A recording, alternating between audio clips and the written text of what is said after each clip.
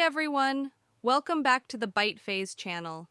In this quick guide, we'll show you exactly how to add a custom field in BytePhase CRM, step by step. Whether it's for a job, sale, lead, or task, BytePhase lets you tailor your forms to collect exactly the info you need. Let's say you want to add a new field called Dealer Contact Number to the job creation form. Here's how to do it. Click the User dropdown in the top right corner. Select Business Setting. Then click on Settings. Choose Add Custom Fields from the top side menu. Click on the Edit button. Now let's create your custom field. Select the form type. In this case, choose Job.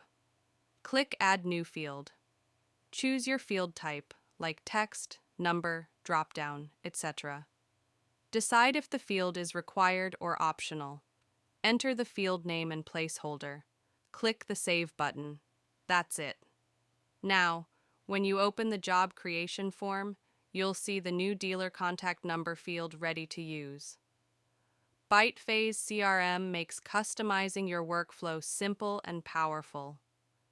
If you found this video helpful, hit like, subscribe, and tap the bell icon for more CRM tips and tricks. Have a question or need help with another feature? Drop it in the comments. We'd love to hear from you.